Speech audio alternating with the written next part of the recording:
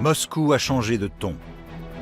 Depuis l'annexion de la Crimée, le président Poutine a l'impression d'être cerné par le reste du monde. Le Kremlin accentue la pression sur les médias du pays et la télévision est devenue un faiseur d'opinion décisif.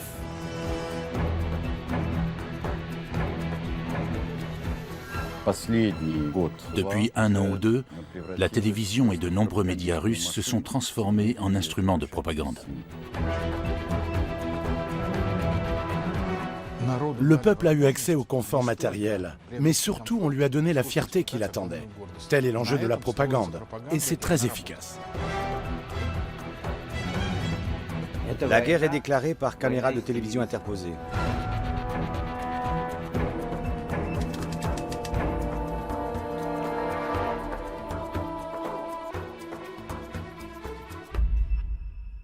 Dmitri Kiselev se prépare pour son émission hebdomadaire sur la chaîne de télévision d'État Rossiya 1.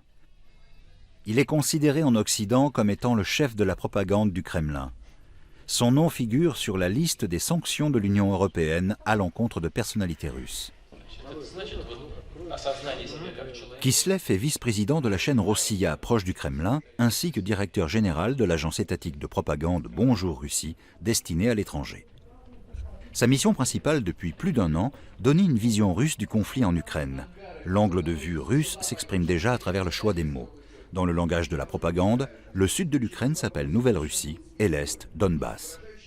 Le thème, un extrait d'un documentaire sur les débuts de la paix en Nouvelle-Russie. Dans le Donbass, ça sera un reportage sur la remise en état d'armes prises à l'ennemi. Plus de 2 heures de reportage racoleur. En guise d'exemple, l'annonce des sujets traités sur une seule émission.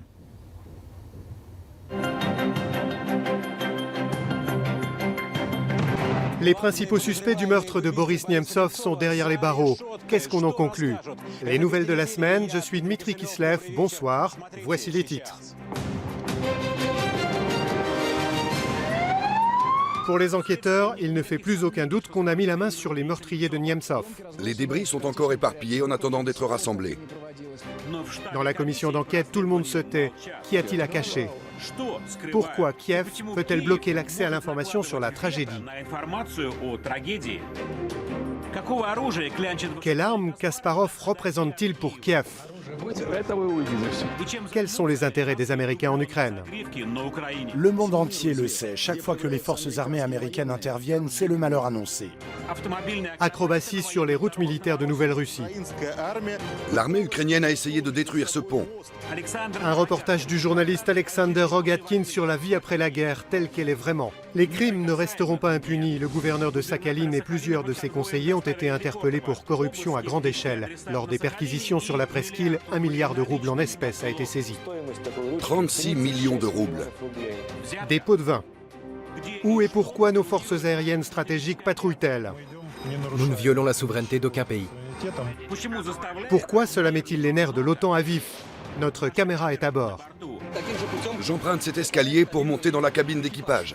Un rapide coup d'œil à l'intérieur avant de décoller. Manifestation contre la faim à Kiev. Pas de salaire et des retraites de misère. 100 juges sont inculpés. J'ai peur qu'il me tire dessus.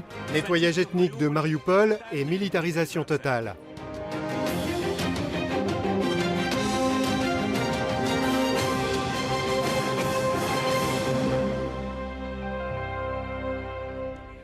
Tous ces sujets sont diffusés sur Rossiya le dimanche à 20 h en prime time. Et avec son journal d'actualité politique de 2h30, Kiselev attire plus de téléspectateurs que n'importe quel polar.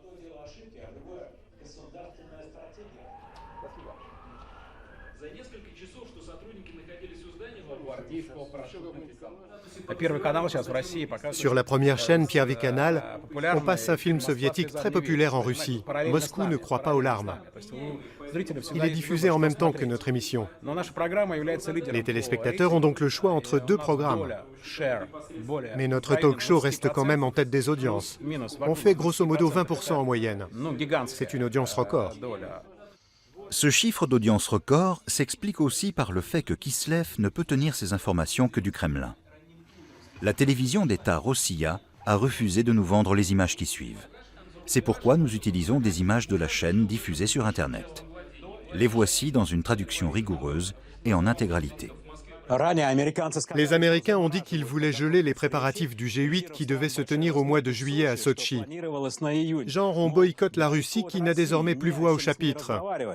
Mais alors, dites-moi pourquoi Obama passe son temps à appeler Poutine pendant des heures. Le 1er mars dernier, la conversation a duré 1h30. Le 7 mars, il a rappelé. Ils se sont aussi parlé en janvier et en février.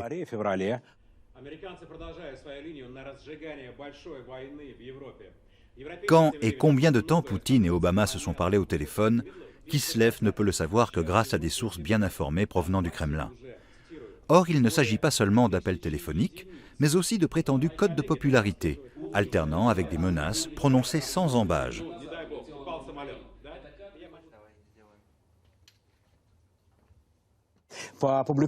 Les Américains estiment que Vladimir Poutine est un leader plus fort que Barak, selon les résultats d'un nouveau sondage.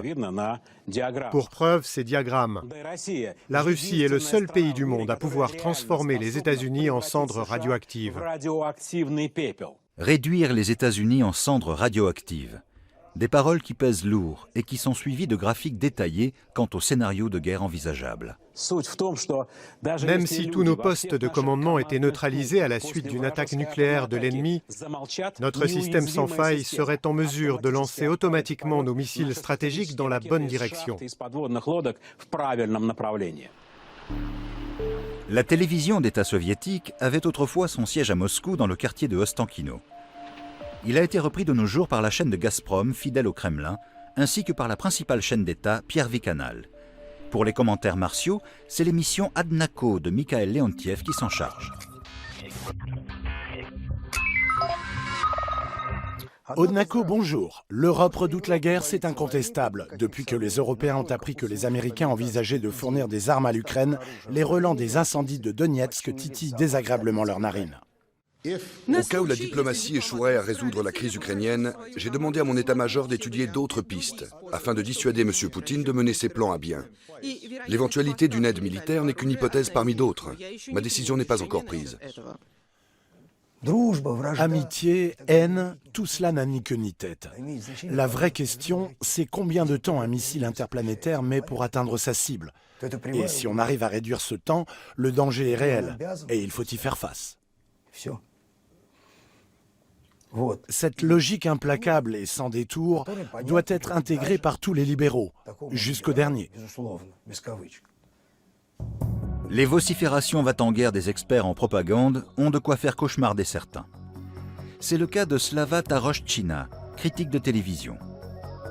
Le lundi matin, je me suis réveillé convaincu qu'il y avait la guerre, écrit-elle dans la Novaya Gazeta. Il faut dire que la veille au soir, elle avait regardé uniquement la chaîne Rossiya. D'abord l'émission politique de Kislev, puis les 3 heures du talk-show de Vladimir Solovyov. C'est le monsieur patriotisme de Rossiya. Son cheval de bataille, la Russie contre le reste du monde.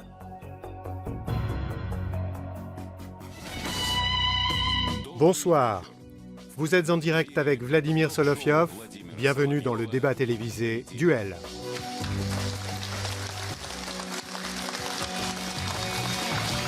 Convaincus d'être dans leur bon droit et d'avoir entièrement raison, les grandes puissances ont clairement démontré que l'Occident reste obstinément sourd aux arguments que nous avançons dans la résolution du conflit ukrainien.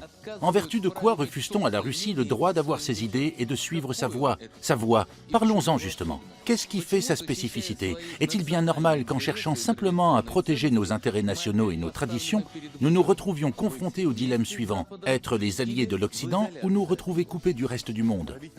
Les dirigeants occidentaux nous traitent depuis toujours avec haine et mépris. Ils ont parfois eu recours à la force militaire. Ils nous ont envoyé le catholique Étienne Báthory, puis Napoléon, et pour finir le génie du mal, Hitler. Que devons-nous répondre aujourd'hui face à ce déferlement de russophobie, d'hostilité et de haine?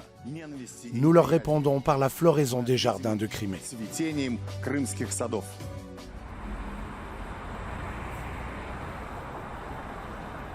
Le Kremlin avait dans un premier temps démenti toute ingérence militaire en Crimée.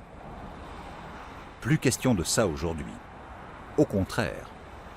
Équilibriste hors pair, le président fait figure d'homme fort en jouant avec l'idée d'une guerre. Lors de l'anniversaire de l'annexion de la Crimée, il enflamme les masses à grand renfort de propos patriotiques. Vive la Russie! Dans un documentaire évoquant cet anniversaire de l'annexion, Poutine joue franc jeu. Il était, semble-t-il, prêt à risquer un conflit nucléaire. Dans les entretiens que vous avez menés avec les dirigeants occidentaux, était-il clair qu'ils n'interviendraient pas militairement dans ce conflit? Bien sûr que non. Et comme il était impossible de connaître leurs intentions dès la première étape des négociations, j'ai d'emblée transmis de nouvelles instructions à nos forces militaires pour parer à toute éventualité. Et même des ordres très directs quant à la manière dont la Russie et nos forces armées devaient faire face en fonction des événements.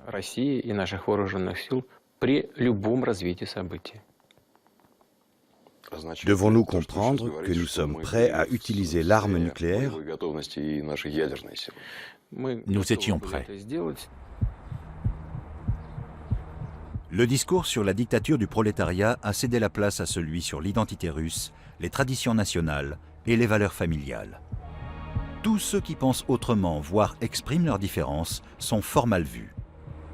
Objet de discrimination publique, les homosexuels sont une cible privilégiée des propagandistes.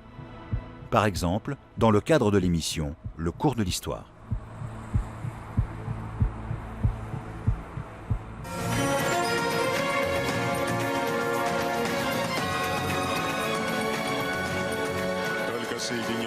Il faut analyser les liens tissés entre le passé et le présent pour comprendre notre histoire. Le cours de l'histoire est en marche. Aujourd'hui au programme, l'État et la sphère privée. De l'article réprimant l'homosexualité en URSS à la loi anti-gay d'aujourd'hui. La parole est à M. Kislev.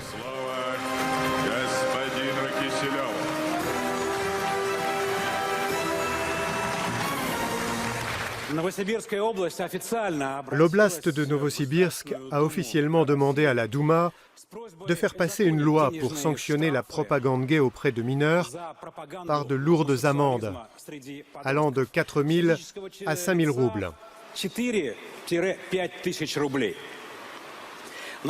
Nos chers amis américains se sont naturellement émus de la chose. Madonna a même lâché le mot de barbarie.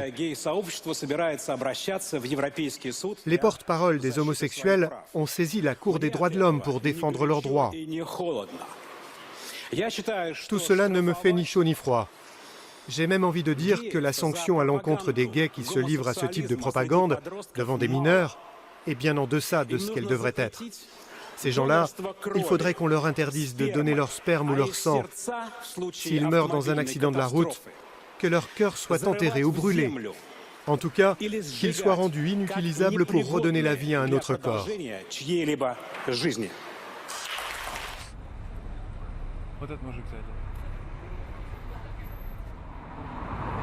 Kislev est invité dans nombre d'émissions. Mais le véritable spécialiste des relations interpersonnelles sur sa chaîne est le documentariste Arkady Mamontov. Sur divers plateaux, il propage la politique homophobe du Kremlin sous couvert de traditions nationales.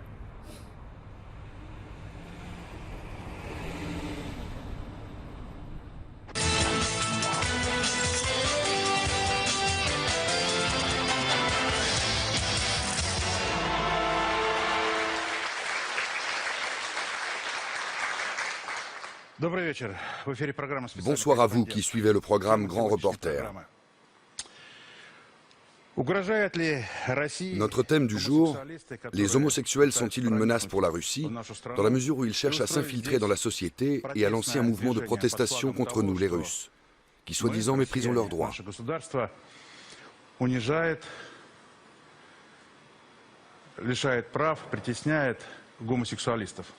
Qu'en est-il vraiment ? La réponse à ces questions est simple et sans appel. L'homosexualité est une déviance occidentale. Et l'on n'hésite pas à évoquer Sodome et Gomorrhe. Je sais que les sodomites, c'est bien comme ça qu'on les appelle, non, sont assez allergiques au récit de cet épisode biblique. J'ai été confronté plus d'une fois à cette question et je crois que la mise en garde s'adresse à nous tous. Sauvegarder notre famille, nos traditions, privilégier l'amour traditionnel, sous peine de voir la météorite de Tcheliabinsk nous foncer dessus. Et pourquoi pas quelque chose de plus énorme encore. Toutes les grandes chaînes de télévision relèvent de l'État ou de groupes qui en dépendent. Mais n'y aurait-il pas une autre raison à ces visions manichéennes propagées sur les écrans? L'éditorialiste Mikhail Leontiev du Первый Canal explique avec une franchise implacable ce qu'il en pense. Il prend tout simplement les téléspectateurs pour des idiots. La télévision n'a jamais été un temple dédié au débat et à la discussion, parce que les grandes chaînes de télévision ne sont pas consacrées à ça. C'est le cas de la chaîne de télévision pour laquelle je travaille. Sur les dizaines de millions de téléspectateurs cibles, seuls quelques-uns seront en mesure de faire preuve de discernement et de sens critique. Étant donné la concurrence qui déchire les démocraties entre elles, l'enjeu, ce n'est pas de révéler la vérité. Il s'agit de battre son adversaire politique et de marquer des points. Les médias en tant qu'arme contre l'adversaire politique, incarnés clairement pour Leontiev par l'Occident, autrement dit les Américains, qui s'ingéreraient dans tous les conflits en usant de subterfuges éhontés. Odnako, bonsoir. Le chantage du siècle, du pétrole en échange de la démission de Bachar al-Assad. Les Saoudiens veulent que la Russie cesse de soutenir la Syrie moyennant l'augmentation immédiate du prix du baril de pétrole. L'Arabie saoudite essaie de faire pression sur les dirigeants russes afin qu'ils cessent de soutenir le régime de Bachar al-Assad, annonce le New York Times. À cet effet, elle se déclare prête à jouer de sa position dominante sur le marché du pétrole pour pénaliser la Russie en imposant la baisse du baril de l'or noir. Le prix du pétrole est un sujet qui tient à cœur à l'éditorialiste. En effet, le Kremlin lui a confié un second poste pour bons et loyaux services. Il est maintenant vice-président et porte-parole du groupe étatique Rosneft, le géant du pétrole. Le fait d'être proche du Kremlin ne gêne aucun de ces hommes qui sont à sa solde. Au contraire. Solovyov montre avec fierté les photos d'une remise de médaille sur son site web. Mais c'est Dmitri Kislev qui a fait la carrière la plus fulgurante. Il a été nommé par Poutine directeur général de l'agence étatique multimédia de propagande destinée à l'étranger. Je suis à la tête d'une agence publique et à ce titre, il est clair que je me range du côté de mon gouvernement. Notre agence incarne les intérêts nationaux de la Russie et il faudrait qu'avec le budget qui nous est alloué par l'État, nous soyons contre les positions du gouvernement. Ce serait du jamais vu, nulle part. L'agence gère aussi la chaîne de télévision Rossiya Today ou Bonjour Russie qui fait passer sa propagande en anglais, espagnol, arabe et allemand, moyennant un budget d'1 milliard. De quoi appâter, y compris d'anciens grands noms de la télévision allemande comme l'ancien correspondant en Inde de la première chaîne publique. Monsieur Hampel, merci de vous joindre à nous sur Rossiya Today. Comment interprétez-vous l'accueil chaleureux réservé à Monsieur Khodorkovsky en Allemagne aujourd'hui ? On sait très peu de choses sur M. Khodorkovsky en Allemagne, si ce n'est que c'est un oligarque qui a passé 10 ans de sa vie derrière les barreaux. C'est tout. Les gens ont du mal à comprendre qu'il n'est en aucun cas un défenseur de la liberté et des droits de l'homme. Avant d'être incarcéré, Khodorkovsky était un homme d'affaires, et ça, on le sait moins.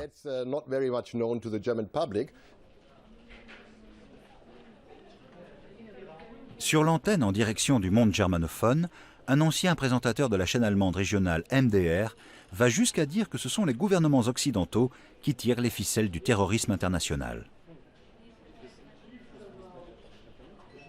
Un gouvernement gère la terreur via 3 de ses ministres, Défense, Affaires étrangères et Intérieur. Autant de coupables qui devraient se retrouver en prison dans chaque État de l'OTAN. Ils fomentent un attentat terroriste dès qu'ils ont l'impression que la population s'agite sous une forme ou sous une autre, parce que le contexte politique lui déplaît. Ils pensent qu'un attentat peut être nécessaire quand ils craignent de ne pas pouvoir faire passer certaines lois antidémocratiques qui amputent les droits des citoyens. Voici les moments qu'ils choisissent. On se sert bien sûr aussi volontiers du cliché d'une presse allemande mensongère. Rossiya Today s'est même allié le concours d'un ancien rédacteur du quotidien Frankfurter Allgemeine Zeitung.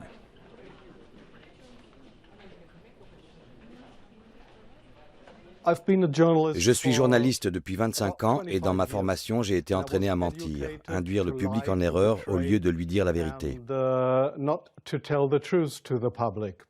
Mais en voyant ces derniers mois le jeu auquel se prêtent les médias allemands et américains pour amener l'opinion en Europe à vouloir la guerre avec la Russie, j'ai atteint un point de non-retour.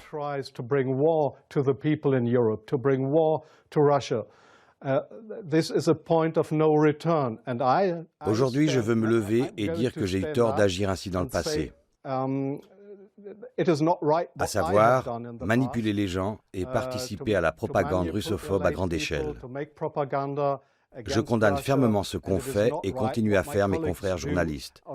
Ils sont payés pour tromper le peuple en Allemagne, comme dans tout le reste de l'Europe. Il est difficile de connaître les effets de la propagande russe à l'étranger. En Russie même, elle semble fonctionner à merveille. Le centre Levada, un institut de sondage d'opinion indépendant, estime que plus de 80% des Russes approuvent la politique de Poutine. Surtout lorsque la propagande réussit à renouer avec l'image d'une superpuissance, comme à l'époque de l'Union soviétique.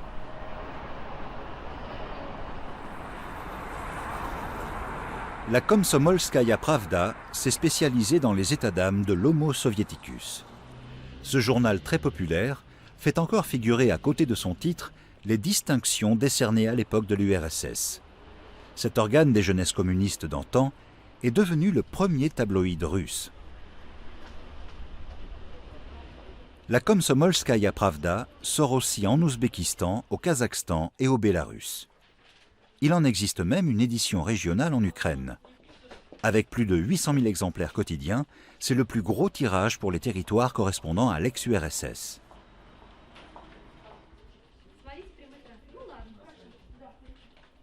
Le rédacteur en chef Vladimir Sungorkin, qui était déjà en poste dans les années 70, est le maître d'œuvre de cette mutation édifiante. Le tirage proche du million ne peut bien sûr qu'aiguiser l'intérêt des politiques. Je pense que notre succès est imputable à des méthodes de marketing très ciblées qui font que nos lecteurs nous portent un intérêt toujours renouvelé.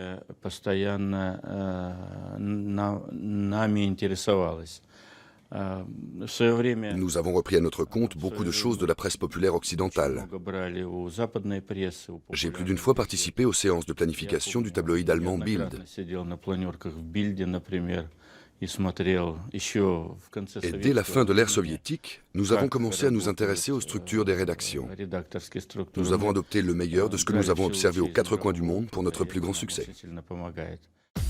Un condensé des tabloïds du monde entier.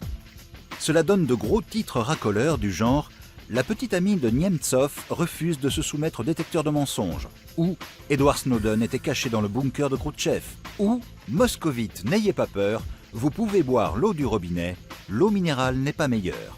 Scandale et service à la population constituent la recette du succès. » Ce qui suppose de ne critiquer en rien la politique en vigueur. Mais cela n'a jamais été le problème de la Komsomolskaya Pravda.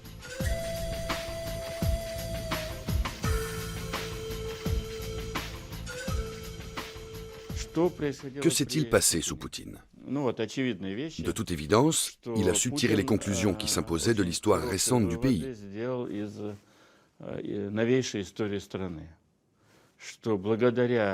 Il a compris qu'on pouvait faire beaucoup de choses en tirant parti des médias. Intervertir les rôles entre le Premier ministre et le Président. Prendre un immense capital à l'un pour le remettre entre les mains d'un autre. Jeter des tas de gens en prison. Retourner les situations en sa faveur. Poutine a fait en sorte que les médias de masse passent sous la coupe de l'État ou d'hommes d'affaires de confiance. C'est bien comme ça que ça s'est passé, n'est-ce pas? Remettre les médias de masse entre les mains de l'État ou à des hommes d'affaires fiables. Autrement dit, après le libéralisme sauvage des années 90, Poutine s'est arrogé personnellement le contrôle des médias du pays. Il ne peut plus, dès lors, être critiqué. Au contraire, les journalistes, à la solde de l'État, lui attribuent des pouvoirs quasiment divins.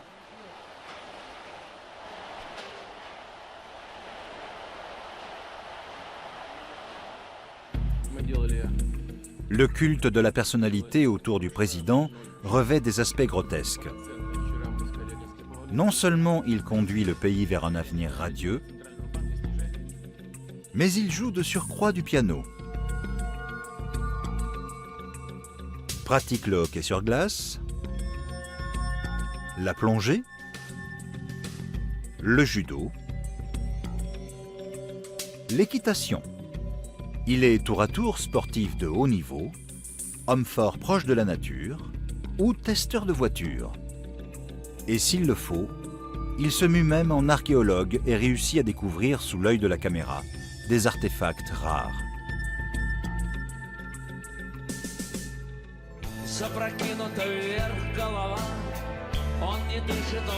Andreï Makarevitch est moins enthousiaste face à ce président. Le leader du groupe Machina Vremeni est une superstar sur l'ensemble du territoire de l'ancienne URSS. Mais il a toujours gardé cette distance à l'encontre des puissants. L'un de ses titres, La vérité finit toujours par triompher, était déjà une pure provocation aux yeux des endoctrineurs du Kremlin. Mais qu'il ait continué à se produire en Ukraine, c'en était trop.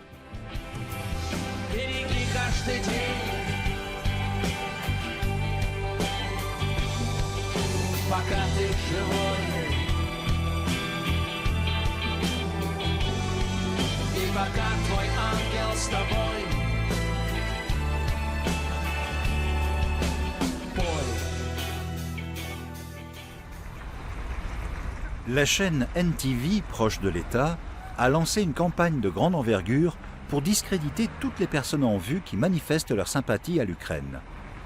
Avec notamment un film intitulé « Les 13 amis de la junte ». La junte étant le terme choisi par le Kremlin pour désigner le gouvernement ukrainien.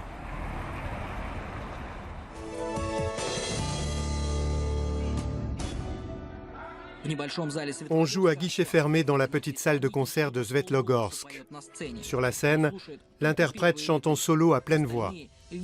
Mais les premiers rangs de la salle sont les seuls à l'écouter. Les autres devisent gaiement et bruyamment de toute autre chose. D'ailleurs, la musique et les paroles n'ont pas la moindre importance. Le concert a lieu et c'est tout un symbole. Andreï Makarevitch est un trophée que l'armée ukrainienne aime brandir devant ses semblables. Il est la preuve tangible que les chanteurs russes peuvent aussi défendre la junte. Les représentants de la garde nationale n'autorisent pas les journalistes à pénétrer dans la zone des interventions militaires. Mais pour le musicien, ils ont fait une exception. Un chanteur qui commençait à tomber un peu dans l'oubli dans sa patrie caracole en tête des hit-parades en Ukraine. Un seul et unique concert avec des chansons à teneur politique et tout le monde se remet à parler de lui. Le 12 août, à 19h précise, les premiers tirs de l'armée ukrainienne résonnent dans le sud-est, au moment même où Andreï Makarevitch joue ses premiers accords. Ne serait-ce qu'à Lugansk, on déplore 3 morts et 28 blessés. À Gorlov, des bombes sont larguées sur l'usine chimique Styrop, mettant en danger la vie de tous les citoyens, sans exception. Le village de Stepanovsk est littéralement rayé de la carte. Il n'en reste rien. Toutes les maisons ont été balayées par le souffle. Tous les cadavres, sans distinction d'origine et d'appartenance, ont été enterrés dans la cour des jardins. Mais à 60 km du charnier, on tape en rythme dans ses mains.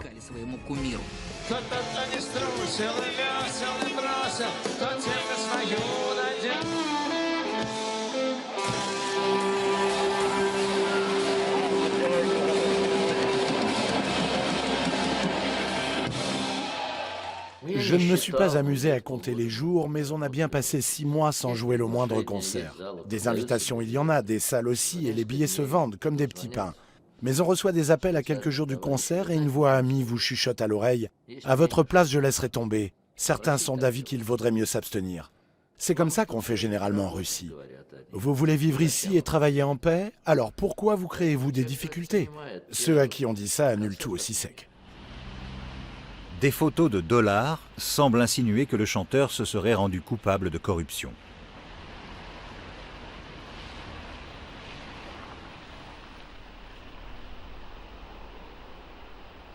L'État a suspendu le versement annuel d'une subvention aux solistes du groupe Machina Vrimini. Plusieurs sources confirment qu'il s'agit de près d'1 million de dollars. Le centre culturel Kulturbrauerei à Berlin. Rencontre de 2 artistes russes qui n'apprécient guère le climat politique de plus en plus glacial dans leur patrie. Le peintre Dmitri Vrubel a son atelier ici. Chaque Berlinois connaît son œuvre, reproduisant le baiser fraternel. Son collègue Andrei Malgin est un écrivain qui vit désormais en Italie. Lui aussi fait partie, selon la chaîne NTV, des amis de la junte. L'écrivain Andrei Malgin a élu domicile en Italie. Il réside depuis longtemps dans la jolie petite ville de Montecatini Terme. Cela ne l'empêche pas de porter un jugement sur tout ce qui se passe actuellement en Russie. Ses sujets de prédilection sont les événements survenus dans le Donbass et la fameuse junte ukrainienne. Drôle de raisonnement qui est tenu là. Il divise d'ailleurs l'opinion et les téléspectateurs. Sinon, personne n'en parlerait. Faut-il rappeler que Malgin a reconnu qu'il tirait des revenus substantiels de la location de son appartement moscovite situé sur l'avenue Leningrad. Il empocherait ainsi la somme rondelette de 10 000 dollars par mois. On ne peut pas dire de lui qu'il est encore russe. En choisissant de vivre dans un pays étranger, Malgin s'est décidé pour une autre vie. Il a préféré un autre pays. Le comble, c'est qu'il met en avant ses positions anti-russes. Il a beau avoir la nationalité russe à 100%, il peut parler parfaitement russe et gratter sur sa balalaïka tous les soirs en compagnie de son ours apprivoisé tout en sirotant de la vodka. Pour nous, il n'est plus russe. Et il ne le sera plus jamais. Tout ce qui a été dit sur mon compte n'est qu'un sordide tissu de mensonges. Il a été question de cet appartement que soi-disant je loue, alors que ça fait déjà 10 ans que je l'ai vendu. L'adresse a été dévoilée. Pourquoi faire? Pour que les bons patriotes viennent jeter des tomates et des œufs sur mes fenêtres. Mais c'est quelqu'un d'autre qui habite là maintenant. On aurait dit que je devais me sentir redevable envers le gouvernement russe d'être autorisé à louer cet appartement. C'est n'importe quoi. Je ne comprends pas ce que ça vient faire dans ce film.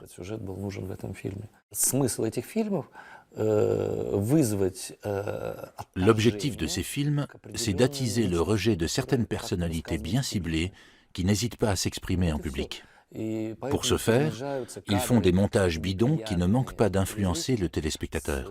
Ils superposent des scènes de guerre et le visage des personnes visées. C'est ce qu'ils ont fait avec Andrei Makarevitch, associé visuellement aux victimes de la guerre pendant 2 ou 3 secondes. Comme s'il était impliqué dans cette guerre, comme s'il combattait au front. C'est là tout l'esprit de cette propagande, jouer sur les émotions des gens. La propagande se charge bien sûr aussi de raconter le beau conte de fées officiel qui prétend que les autres opinions, y compris divergentes, sont acceptées. L'un des slogans étant « Notre liberté de la presse est la meilleure du monde ». Une opinion qui n'a en fait cours que chez les représentants des médias financés par l'État.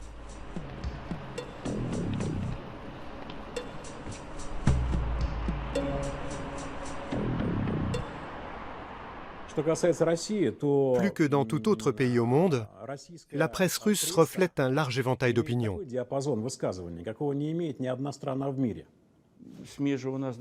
Les médias de masse sont très diversifiés. Jugez par vous-même.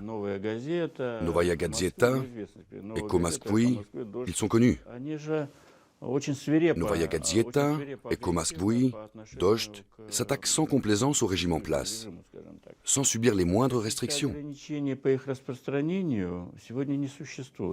Je travaille dans un contexte extrêmement compétitif. Les gens peuvent très bien suivre Docht ou encore Eko Moskvy. Rien ne les empêche de lire un livre de Nemtsov, mais ils préfèrent regarder mon émission. Poutine a fait le ménage dans le domaine de l'information. Dans chaque catégorie de médias, il a concédé un seul représentant de l'opposition. La station de radio de l'opposition, c'est Eko Moskvy. La chaîne de télévision de l'opposition, c'est Docht. Et le journal de l'opposition, c'est Novaya Gazeta. Tout le reste est entièrement assujetti au rouleau compresseur de la propagande de Poutine. Eko Moskvy est une radio de renommée mondiale, mais il est aujourd'hui plutôt difficile de la trouver. Sergei Buntman est son rédacteur en chef adjoint. Il accorde désormais des interviews, en priorité à la presse étrangère. C'est dans les années 90 que cette petite chaîne, hébergée au 9e étage d'un immeuble de style soviétique, s'est acquis sa réputation internationale. Peu remarquée par les dirigeants du Kremlin, des esprits libres pouvaient y poser les bonnes questions.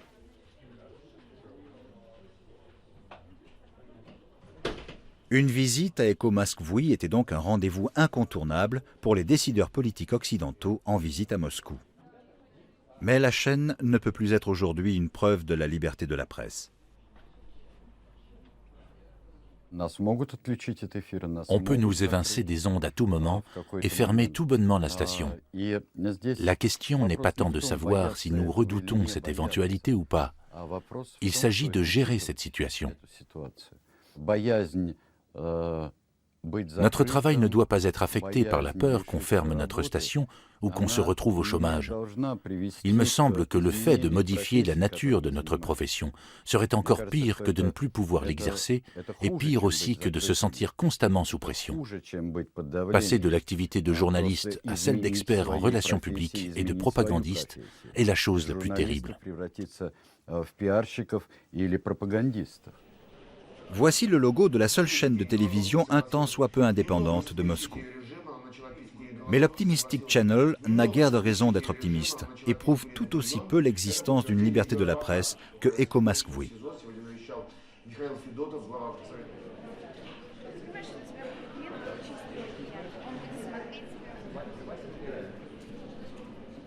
Ces derniers temps, la chaîne rencontre des soucis qui émanent sans doute directement du Kremlin.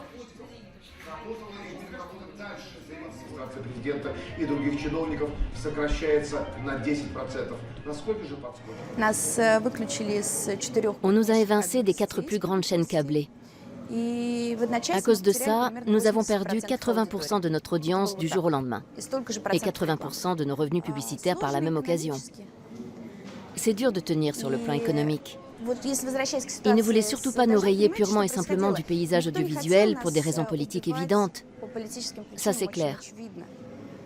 Alors, ils se sont arrangés pour maquiller notre déclin en faillite. Mais Docht tient toujours debout, à l'instar de Eko Moskvy et Novaya Gazeta. En premier, je citerai Novaya Gazeta.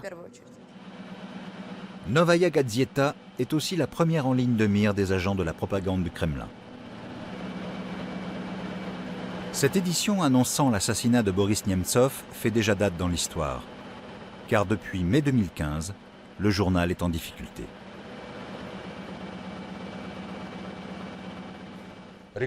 Nous n'avons pas le droit de faire de la publicité. Il y a de moins en moins de kiosques sur l'ensemble du territoire russe. Les tarifs postaux d'acheminement des journaux ont subi une augmentation scandaleuse. Nous n'acceptons aucune subvention du gouvernement. Nous n'avons pas de concurrence. Entre notre lectorat, notre tirage et les consultations sur Internet, nous devrions être largement en tête du palmarès de la presse la plus lue. Mais les autres journaux sont financés par l'État. Ils peuvent faire de la publicité. Les chaînes de télévision font de la publicité et bénéficient de subventions de l'État. Des dizaines de milliards par an. Quand j'entends dire que l'expression de la glasnost, c'est Novaya Gazeta, j'ai envie de dire qu'ils l'ont déjà tué dans l'œuf. Ils ont pesé de toute la force de leur système pour y parvenir. L'édition imprimée est menacée. Le journal a besoin d'urgence d'un nouvel investisseur qui n'ait pas peur de la liberté d'expression. Les rédacteurs ne veulent pas baisser les bras. Le titre devrait au moins continuer via Internet.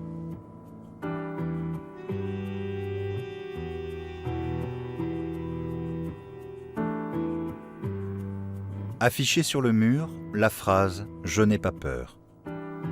Ces gens qui ne se sont jamais écrasés devant les puissants espèrent encore tous que le sacrifice d'Anna Politkovskaya et de 5 autres journalistes n'auront pas été vains.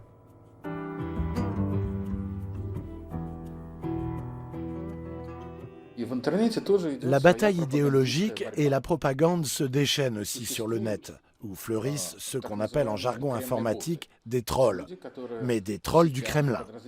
Ce sont des gens qui ouvrent des comptes sur les réseaux sociaux sous une multitude de noms d'emprunt. Ils participent à des forums et commentent les discussions en allant dans le sens et l'intérêt du gouvernement. Ils sont à la solde du Kremlin. Et c'est pour ça qu'on les appelle les trolls du Kremlin. Ceci est l'un des derniers scoops de la Novaya Gazeta, qui dénonçait un réseau occulte au sein duquel des anonymes, moyennant rétribution, faisaient de la propagande en faveur du Kremlin sur Internet. Les journalistes ont également mis la main sur des instructions secrètes en provenance du service de propagande du Kremlin.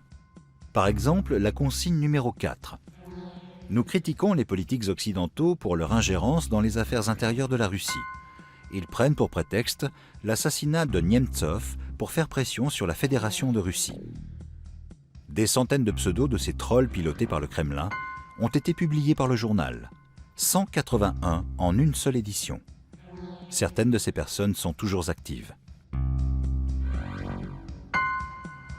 Vince Crane, par exemple. Comme la plupart des trolls, il s'est spécialisé sur l'Ukraine. Pas étonnant que tous cassent du sucre sur le dos du président du pays voisin. Il y a aussi Emory Six Townsend, un spécialiste des photomontages répugnants. Ses commentaires sont tellement en dessous de la ceinture qu'on renonce à les traduire à la télévision. On reproche au Premier ministre ukrainien des opérations frauduleuses. La corruption, ça marche toujours, si l'on en croit une instruction à l'intention des agents à la solde du Kremlin.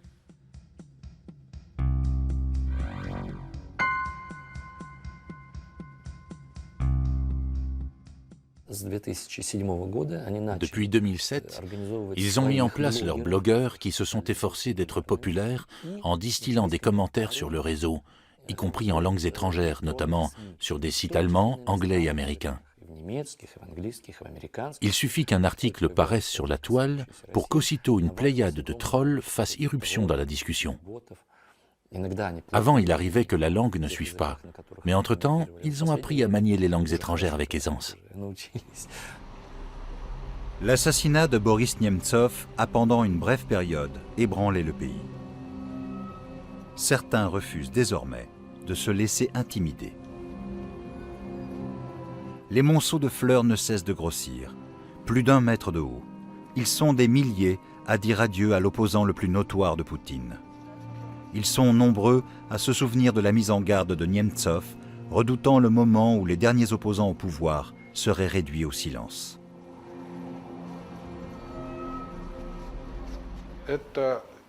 Jamais auparavant la propagande n'avait été aussi mensongère, lâche et agressive. En tant que tchéquiste, Poutine est un agent des services de renseignement, à qui on a enseigné des techniques d'abêtissement à l'école du KGB, où le décervelage est une discipline à part entière. Il a bien appris la leçon, et il est passé maître dans l'art d'abêtir les gens. Il y a des histoires à dormir debout sur la gay rope, comme ils disent, sur le fait que chez vous, on sucerait le sang des nouveau-nés. Toutes les inepties passent en boucle à la télévision et elles impressionnent beaucoup les plus crédules, les moins instruits qui sont légion dans tous les pays. C'est comme ça qu'ils attisent les haines. Les Ukrainiens, les Géorgiens, les Baltes sont d'après eux des fascistes, des suceurs de sang, des assassins. J'en passe et des meilleurs.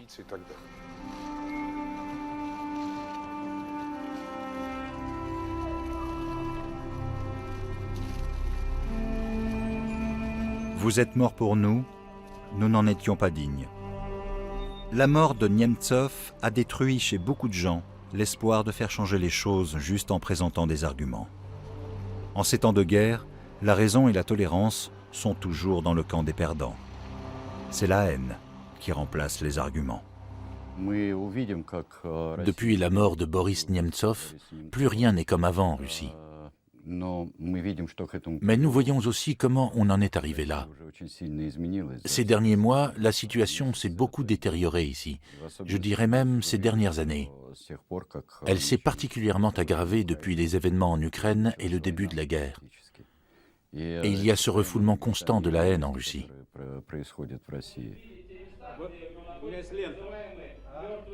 Dmitri Kiselev ne conteste pas qu'il soit à la solde de l'État. Mais il semble que lui-même et les autres fidèles du Kremlin succombent à leur propre propagande.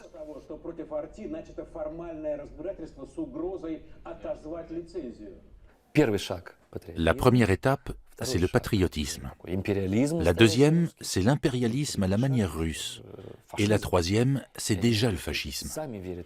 Ils croient ferme en tout ce qu'ils disent. Ils pensent qu'au nom de leur but suprême, ils peuvent sans crainte tricher un peu, déformer la vérité, mettre l'accent sur tel ou tel aspect au détriment d'un autre. Ils s'arrangent avec la vérité car le jeu en vaut la chandelle. Ils sont tous logés à la même enseigne.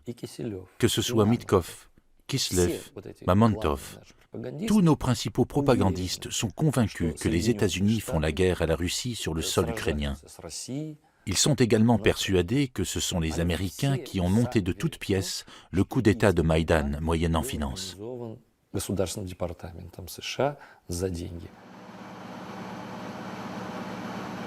Patriotisme est le mot d'ordre du moment. Nulle autre position peut être défendue.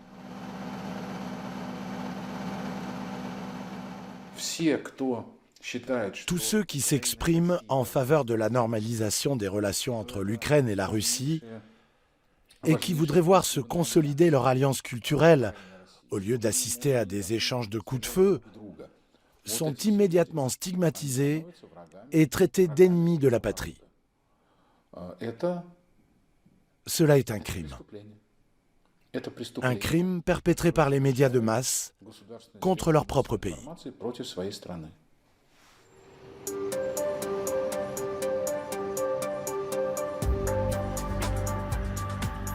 Tomsk, en Sibérie, loin de Moscou. Mais quand même à portée des sbires du Kremlin. La chaîne de télévision TV2 a été fondée dans les années 90 dans l'esprit de la Perestroïka et de la Glasnost. Depuis le 8 février 2015, c'en est fini à Tomsk de la Perestroïka et de la Glasnost.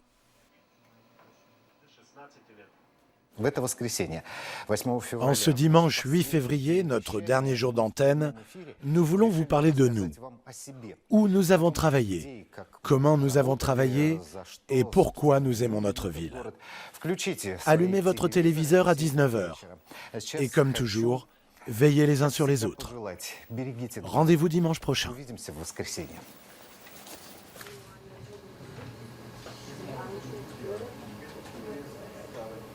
Depuis ce fameux 8 février, TV2 n'existe plus que sur Internet. Plus de 30 personnes ont perdu leur emploi. Les autocollants « Je soutiens TV2 » ne sont plus qu'un lointain souvenir.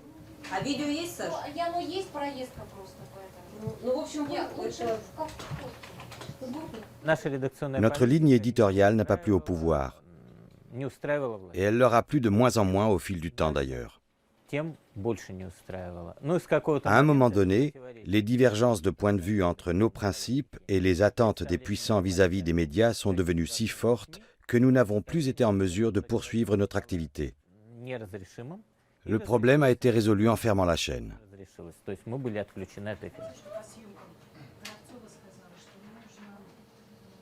La politique de la rédaction n'avait pourtant rien d'extraordinaire, les maîtres mots en étant vérité et objectivité. Mais c'en était déjà trop pour le gouverneur.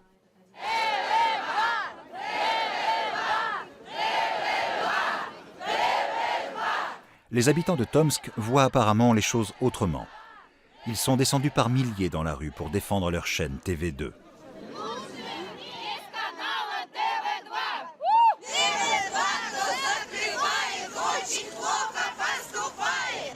Il y en a marre des ordres venus d'en haut. Moi, je défends TV2. Il n'y a rien à voir à Tomsk en dehors de ça. C'est devenu terrible ici. On ne peut plus émettre un avis, prêter attention à différentes positions. On vous cloue le bec. Je n'ai pas connaissance d'un soutien aussi massif à une chaîne de télévision dans toute l'histoire des médias de ce pays. Tous ces meetings, ces piquets de grève qui ont rassemblé environ 4 à 5 000 personnes dans notre ville en 6 mois, cela équivaudrait à 120 000 personnes à Moscou. C'est inédit en Russie.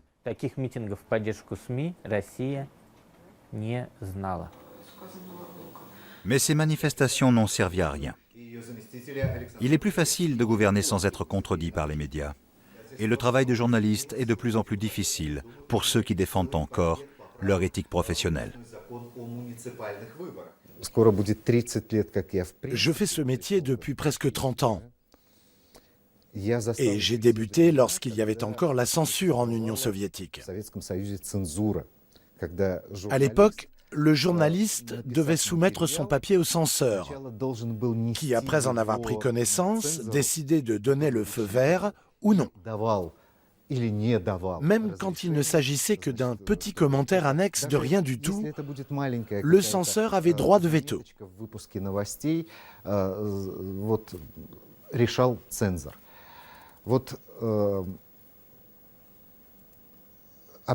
Il a suffi que je parle avec mes confrères d'autres chaînes télévisées de Tomsk pour comprendre que quelque chose d'assez comparable était en train de se profiler.